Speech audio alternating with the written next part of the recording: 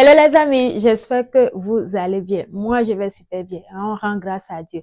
Alors, vous voulez immigrer au Canada en tant que nounou ou aide familiale, ou vous rêvez de venir travailler ici dans le domaine de santé en tant que nounou ou en tant qu'aide familiale. Donc, le gouvernement canadien, oui, ça c'est une très bonne nouvelle et une grande opportunité pour tous ceux qui aimeraient venir ici, venir travailler en tant que nounou ou en tant que aide familiale. Donc, le gouvernement canadien va lancer un nouveau programme le 31 mars 2025.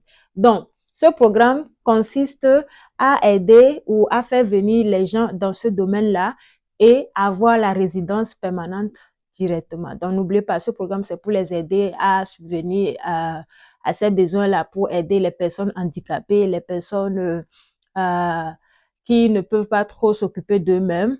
Voilà, pour aider ces gens-là, les personnes âgées et autres. Donc, s'il vous plaît, si vous êtes dans ce cas-là, les amis, restez scotchés du début jusqu'à la fin de cette vidéo. Ça ne sera pas long, restez scotchés. Je vais vous donner les détails et comme ça, vous allez vous préparer et attendre que le programme soit lancé.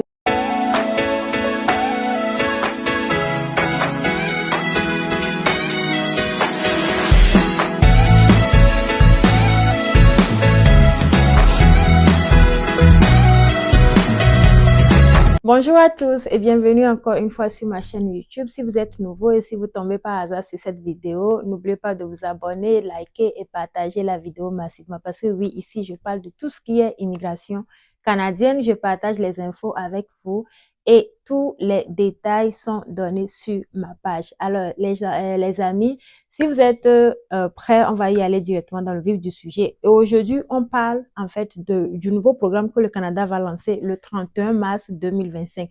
Et ce programme concerne ceux qui aimeraient venir ici, venir travailler et rester ici en tant que nounou ou en tant qu'aide familiale. Alors, ce programme, moi, à mon avis, c'est une très grande opportunité parce que ça ne demande pas beaucoup de choses. Ça ne demande pas trop de choses, en tout cas, comparé ou contrairement aux autres programmes où on vous demande même d'avoir le test de langue, avoir un niveau 7 ou 8, même pour l'entrée express. Donc, voilà, ça ne demande pas trop de choses. Donc, on va y aller directement dans le vif du sujet.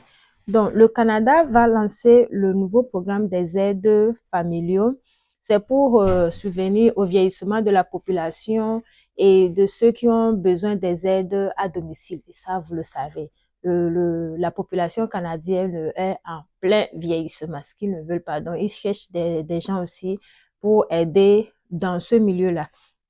Donc, vous savez que j'ai déjà parlé du programme là. Ils ont en fait fait le programme là l'année passée en 2024. Et je pense que comme c'est en 2024, j'ai commencé mes vidéos YouTube.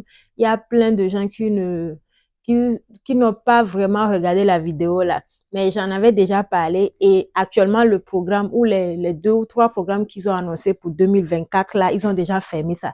Donc, je crois que c'est pour ça ils sont en train de réouvrir en fait ou d'ouvrir ce programme, ce nouveau programme-là. Donc, pour l'année passée, le quota, on va commencer par le quota. Pour l'année passée, le quota était de 5500 à 6000 personnes qui sont susceptibles de venir ici au Canada en tant qu'aides familiaux et gardiens d'enfants, la petite enfance et tout ça là, voilà.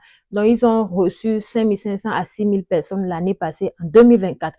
Maintenant, pour cette année 2025, ils ne cherchent que 4 à 5 000 personnes.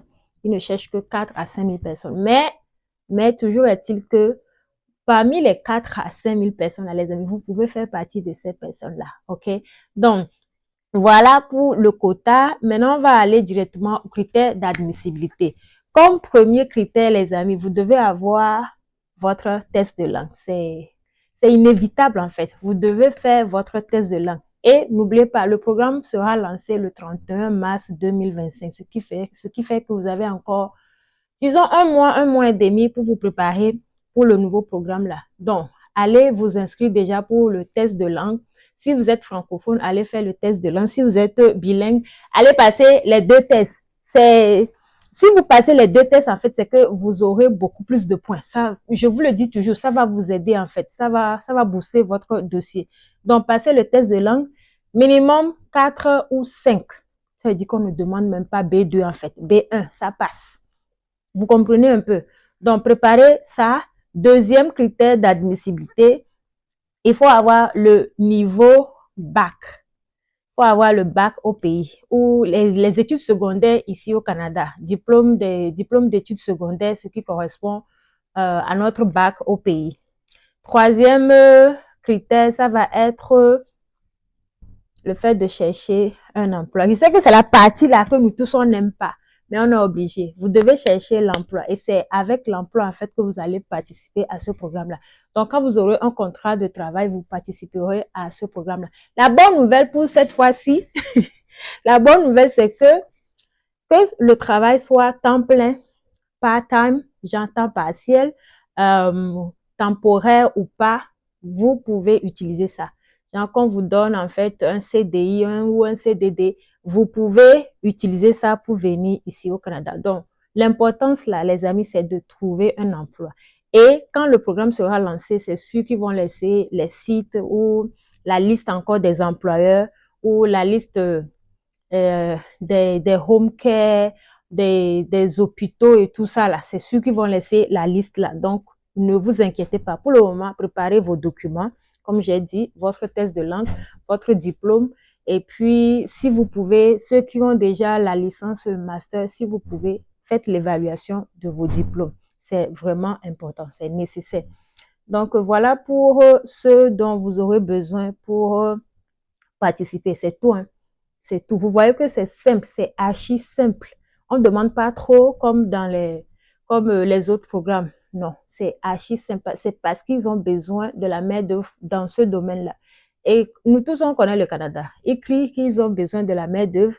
Mais quand on fait les applications, ce n'est jamais ça. Donc, s'il vous plaît, faites bien vos dossiers, constituez bien vos dossiers, préparez-vous bien pour ce programme-là. Et si possible même, faites un résumé, un CV digne de ce nom.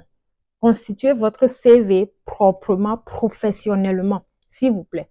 Que ça soit professionnel comme ça, quand vous envoyez vos CV et tout, et que les compagnies regardent ça, ils se disent, bah, ça c'est un professionnel, ça c'est celui qui, ou c'est une personne qui peut prendre bien soin de nos personnes âgées, de nos enfants et de nos personnes handicapées et tout. Vous voyez, non? Montrez que vous êtes professionnel en fait. Donc voilà, on va aller maintenant aux avantages. Comme vous-même, vous le savez, le premier avantage, c'est que ça vous mène directement à la résidence permanente.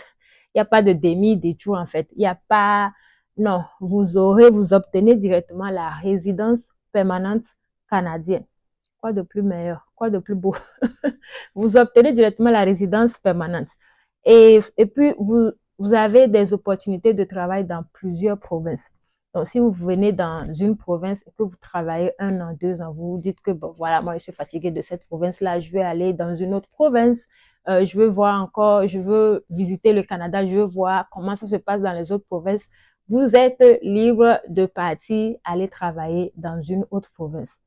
Le seul problème ou la seule chose que vous pourrez faire, c'est de chercher un emploi avant de partir. De toutes les façons, vous ne pouvez pas partir comme ça. Vous devez chercher un emploi avant de partir. Donc, voilà.